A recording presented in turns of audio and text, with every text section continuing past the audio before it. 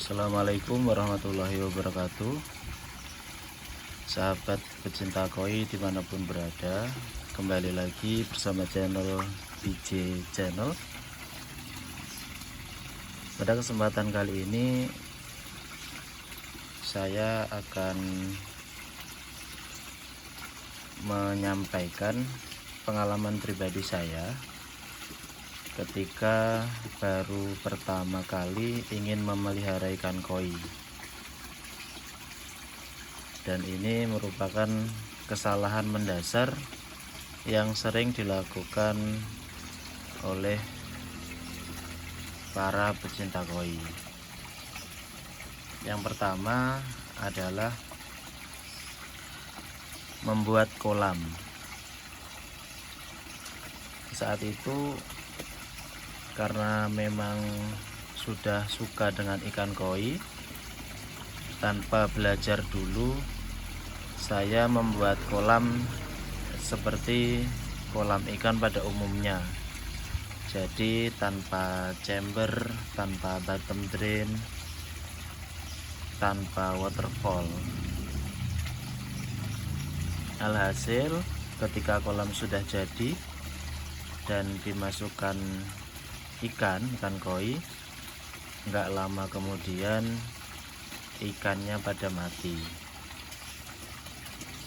Kemudian yang kedua, ini kerap kali terjadi karena kita sudah suka dengan ikan koi. Biasanya kita jadi sering membeli ikan koi, karena ikan koi ini kan nama dan coraknya berbeda-beda, banyak sekali bahkan. Jadi ketika kita belum punya ini, kita ingin beli, belum punya ini, kita ingin beli. Nah, kesalahan yang dilakukan oleh pemula seperti saya, ini berdasarkan pengalaman saya. Jadi ketika beli, dibawa pulang, langsung dimasukkan ke dalam kolam, campur dengan ikan yang sudah lama di kolam. Nah, hal ini mengakibatkan karena ikan yang baru kita beli itu kita tidak pernah tahu dia membawa penyakit atau virus atau bakteri jahat lain, kita tidak tahu. Ketika kita masukkan ke dalam kolam dan kita campur dengan ikan lain, ikan yang sehat atau ikan yang sudah lama di kolam itu juga akan tertular sakit. Nah, pada kasus ini virus atau bakteri yang sering dibawa ikan baru itu adalah jamur dan juga kutu.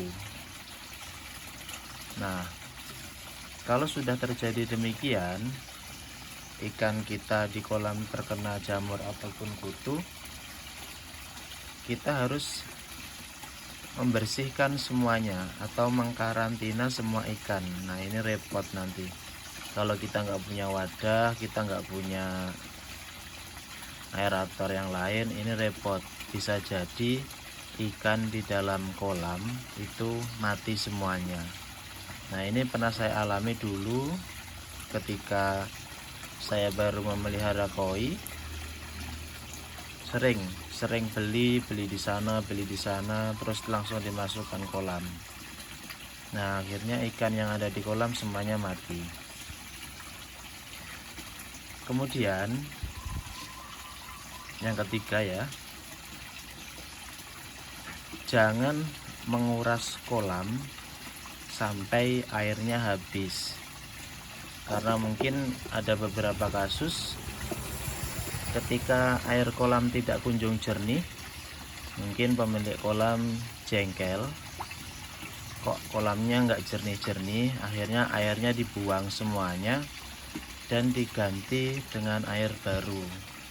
Nah, hal ini juga berbahaya bagi ikan koi, karena ikan koi yang sudah nyaman dengan pH air sekian kemudian diganti dengan air baru yang tentu pH-nya lebih tinggi atau bisa lebih rendah, itu bisa mengakibatkan kematian. Selanjutnya yang keempat, ketika kolam sudah lama seperti kolam saya ini tentu saja lumut akan tumbuh di mana-mana. Seperti di waterfall itu, kemudian di pinggiran kolam seperti ini. Nah, ini lumut tidak usah dibersihkan, dibiarkan saja. Karena ini salah satu makanan ikan koi, makanan alami ikan koi. Jadi selain makanan yang kita beli, lumut ini bisa menjadi makanan alami ikan koi. Selanjutnya yang keenam, jangan memberi makan ikan berlebihan. Kenapa? Karena pada kasus ini sirkulasi kolam yang kurang lancar, kemudian jumlah populasi kolam yang banyak, itu tentu saja jumlah kotoran yang dihasilkan lebih banyak. Ketika kita memberikan pakan berlebihan, otomatis pakan itu akan mengendap di kolam utama dan akan menjadi racun bagi si ikan koi tersebut. Nah, setelah itu terjadi banyak kasus atau masalah, ikan sakit, ikan terkena jamur, dan lain-lain.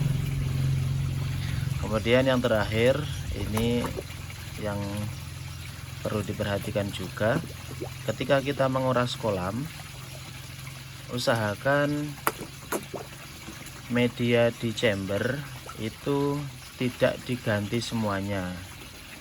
Kalau kita mau mengangkat, karena mungkin ada beberapa kasus kolam yang tidak mempunyai backwash ya, seperti kolam saya ini tidak mempunyai backwash.